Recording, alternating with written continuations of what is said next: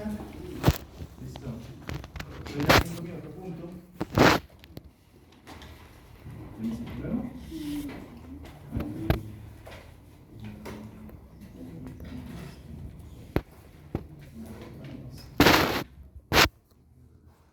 Ya tengo mis dos punticos. Un punto y otro punto. Esos puntos sabemos que son diametralmente opuestos, entonces es un diámetro. Vamos a dejar ese diámetro.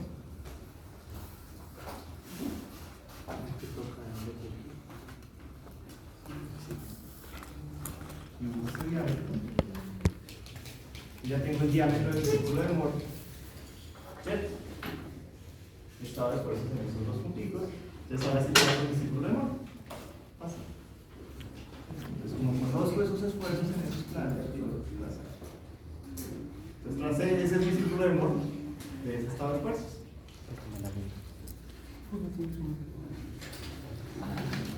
Hasta ahí todos me siguen, ¿cierto? No he hecho nada raro, qué pena lo despacio, pero.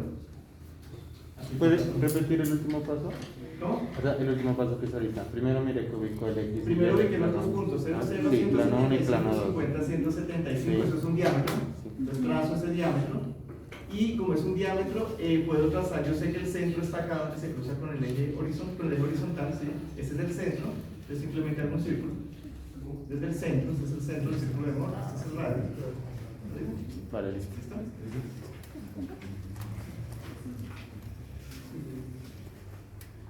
Ya vemos por qué ese ángulo es 180 grados. Listo, entonces tenemos el círculo de Moore. Ahora, el siguiente paso es listo. ¿Cuál es el siguiente paso?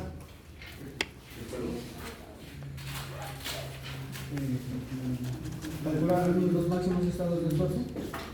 Puede ser. Los polos. Uno puede digamos, ya empezar a mirar ciertas cosas, ¿cierto? Pero es útil primero tener el polo, porque si uno conoce el polo, sabe dónde están actuando esos esfuerzos máximos. ¿Sí? Pero no sabemos qué importante, más alto va a ser por acá. Pero primero calculemos el polo. Y el polo es muy fácil, entonces ahí empieza uno a dudar. Ahí es cuando uno empieza a dudar y dice, bueno, ¿y ese polo dónde está? Entonces ese polo es fácil de encontrar. Vamos a coger un punto donde conocemos los esfuerzos. Nosotros conocemos los esfuerzos en este plano, ¿cierto? Y este plano, 175 0 es este plano. Entonces, para calcular el polo, vamos a trazar una línea. Por un punto donde conocemos los esfuerzos, vamos a trazar una línea paralela al plano donde están actuando esos esfuerzos. Y eso es que ustedes cojan su escuadra y la roten y la lleven hasta allá, ¿cierto? Para mí aquí es más fácil porque simplemente cojo esta línea, la copio, y como es paralela, la voy a copiar desde acá y yo sé que esa línea pasa por el punto donde conozco los esfuerzos, ¿cierto? Esta línea es paralela al plano donde están actuando esos esfuerzos de 175 0. Y el polo se define como el cruce, el punto donde se cruza esta línea donde están actuando, paralela al plano donde están actuando los esfuerzos, donde se cruza con el círculo de Moore. Entonces aquí hay un extend.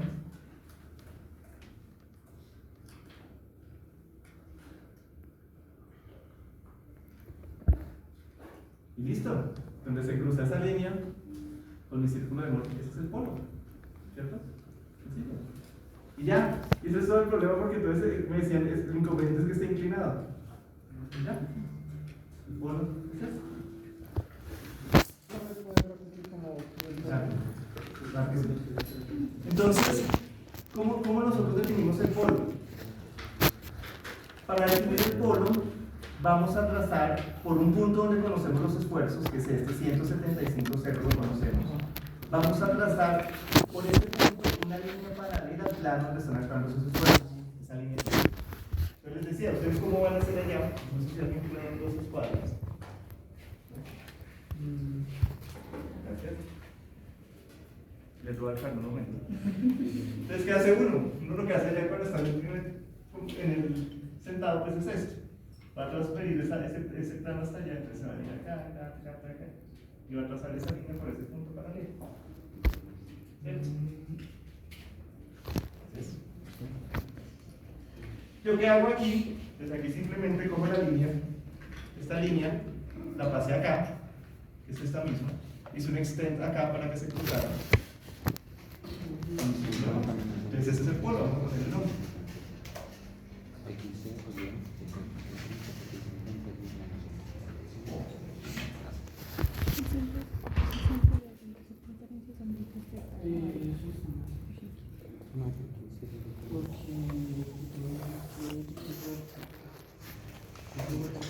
Entonces ese es el otro polo, eso nos olvida. Y después de que uno dibujó el círculo de Moore y definió el polo, ya solucionó todo. Porque ahora me dicen, bueno, entonces calcúleme los esfuerzos en un plano horizontal. Entonces uno se va a la definición del polo al revés, ¿cierto? Entonces ya conozco el polo y necesito saber dónde actúan, cuál es la magnitud de unos esfuerzos en el plano horizontal. Pues el plano horizontal será una línea, pues yo trazaré por el polo una línea horizontal, paralela al plano que me están pidiendo, el horizontal, ¿cierto? Y donde se cruce esa línea con el círculo de Moore, esos son los esfuerzos que están actuando en ese plano horizontal. ¿Sí? Miren que el polo funciona bien, espero que no me haga quedar mal. Yo estaba en una clase de software y se me ocurrió conseguir un software gratis de estabilidad de taludes para que los estudiantes usaran software libre. Me pongo yo a hacer los modelos de estabilidad y resulta que cuando importaba de AutoCAD el software, los importaba mal. Entonces, por más que yo hiciera un talud muy sencillo, cuando lo importaba a ese software nuevo, no lo importaba, lo dañaba, la geometría se dañaba. Entonces me tocó dictarles la mitad de la clase en un software y la mitad de la clase arrancar con el software comercial, porque no servía para la tarea. Eso le pasa a uno. Espero que aquí no me haga quedar mal. Entonces miren que yo el polo también lo puedo calcular desde esta línea. Yo también conozco el estado de esfuerzos en esta línea, ¿cierto? En este plano, que actúa en esta dirección. Entonces yo debería ser capaz de trazar un punto, por el punto donde actúan estos esfuerzos, que es este, menos 150 menos 175, trazar una línea y el polo debería ser el mismo, ¿cierto? Si no es carreta lo que les estoy diciendo.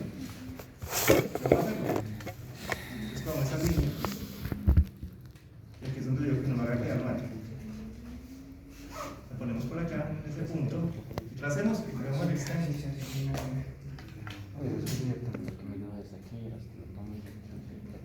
Efectivamente, el punto es el mismo. Y entonces me empiezan a entonces ahora sí se ve muy claro, ¿cierto? Se ve muy claro que yo conozco los esfuerzos en dos planos que están separados 90 grados.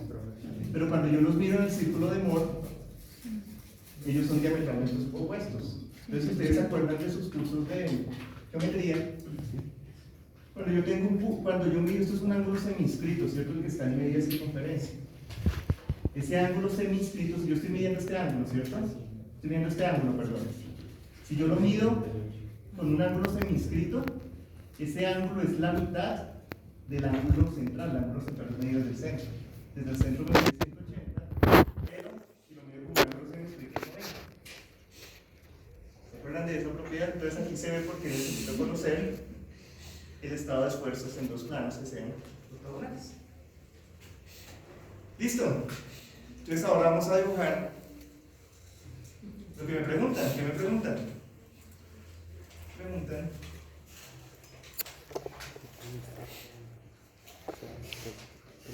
Ya hicimos, ya nos ganamos el 10% del parcial. Entonces ya saben más o menos qué esperar. En la primera parte del parcial, por favor, cuando lo tengan, traigan papel, regla, papel milimetrado, regla, compás, todo eso. Ahora me dice calcular los esfuerzos para una rotación de 16 grados según lo indicado en la figura. ¿Se acuerdan que quedó en pendiente de 16 grados? Ahora me dicen calcule los estados de esfuerzos para esta rotación, ¿cierto? De 16 grados. Yo ya sé, dirán, no, pero esto es muy fácil. Porque ponemos aquí esta línea, está a 16 grados, ustedes van a hallar con su escuadra, yo lo voy con AutoCAD muy fácil. Entonces vamos a poner un colorcito a eso.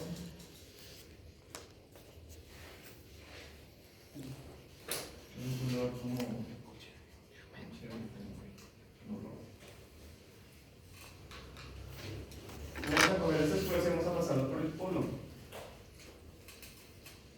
plano, perdón, y vamos a pasar, está rotado a 16 grados. Entonces vamos a ir a nuestro polo.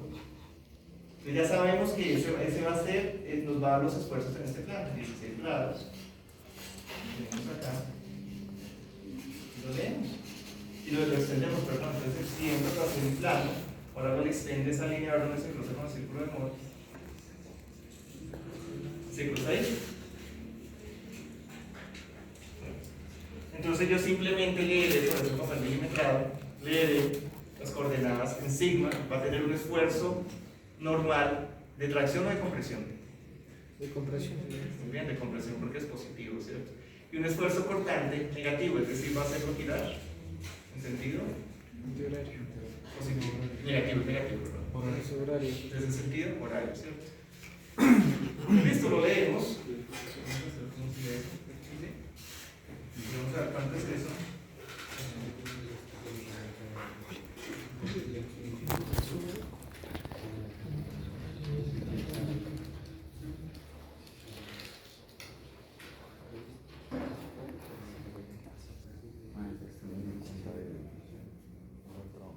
Hay que sacar 90 grados.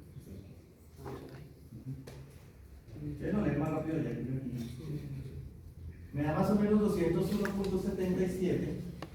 Entonces, para ese elemento que está rotado, Profe, está midiendo desde el centro de la. ¿lo leí mal? Sí, creo que está. Lo estoy midiendo desde el centro del círculo de. Voy a cambiar el color a los ejes para que se vean. Voy a cambiar ese color.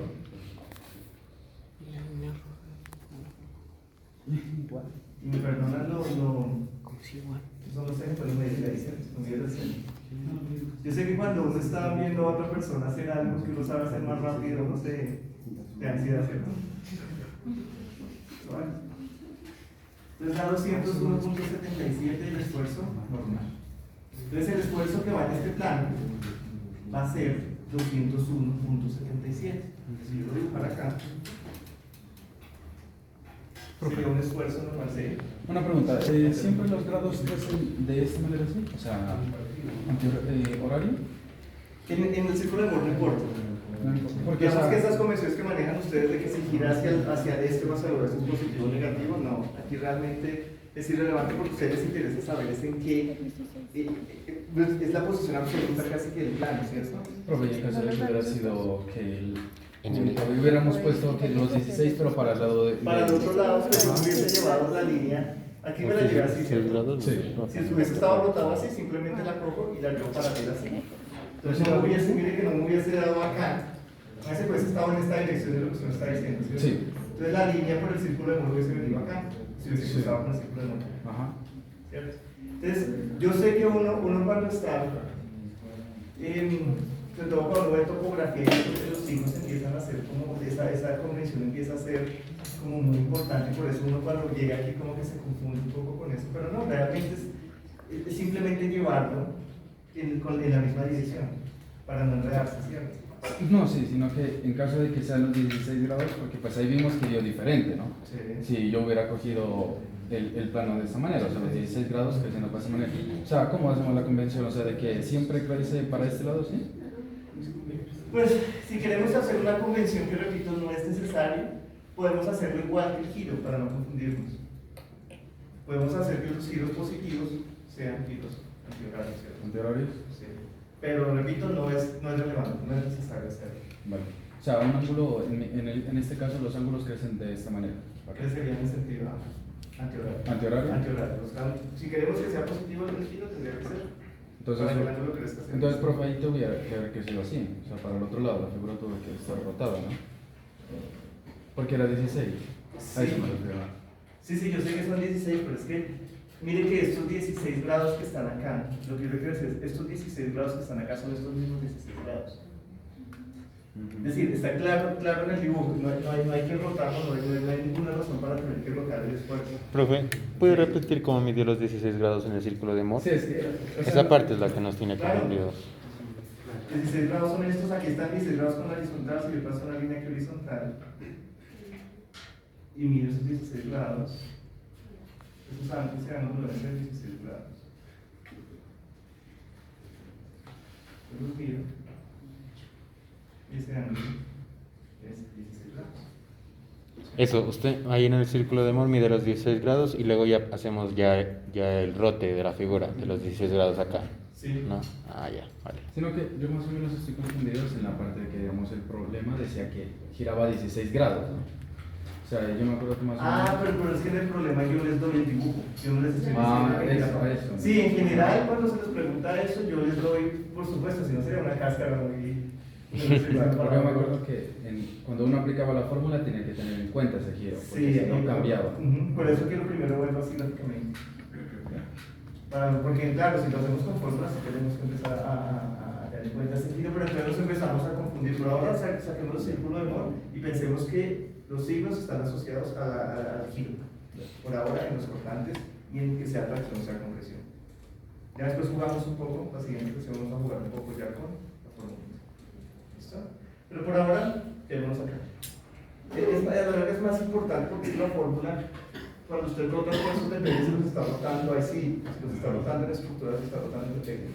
Eso es más confuso. Entonces, por eso me interesa que lo reconozcan así. Porque pues, la fórmula de rotación es la fórmula. ¿Sí? Profe, una pregunta. Lo que pasa es que cuando se estaba explicando lo del polo, me quedó la duda de que usted decía que trasladábamos como la línea de la figura. O sea, ¿puede aclarar un poco esa parte? Y me dejó como... O sea, usted dijo que trasladaba la línea de forma paralela al Moore. O sea, ¿cómo lo haría eso uno ya en el papel? O sea, con una escuadra sería, ¿no? No, una línea horizontal y se coge el ángulo nada más.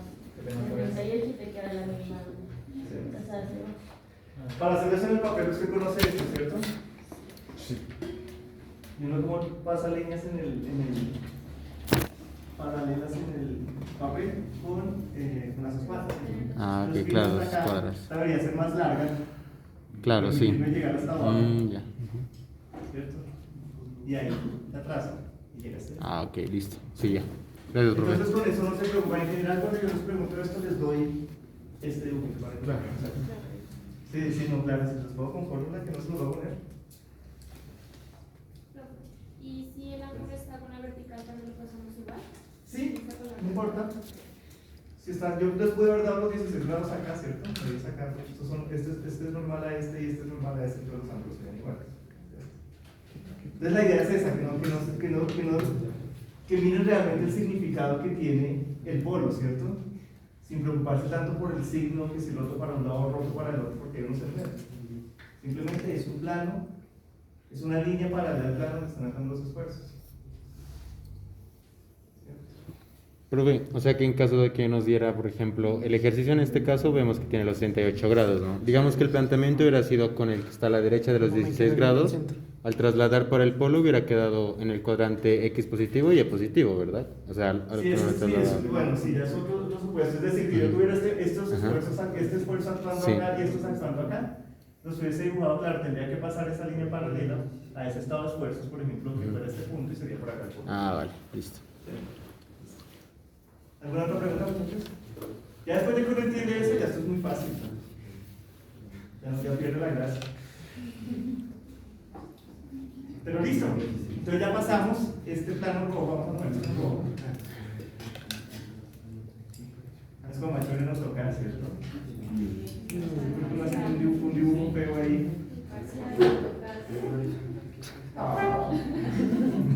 Pues están en colores y hay un cuadro. Listo, entonces esta línea roja, recuerden, es el estado de esfuerzos para este plano que está por acá. Este planito vamos a dibujarlo acá.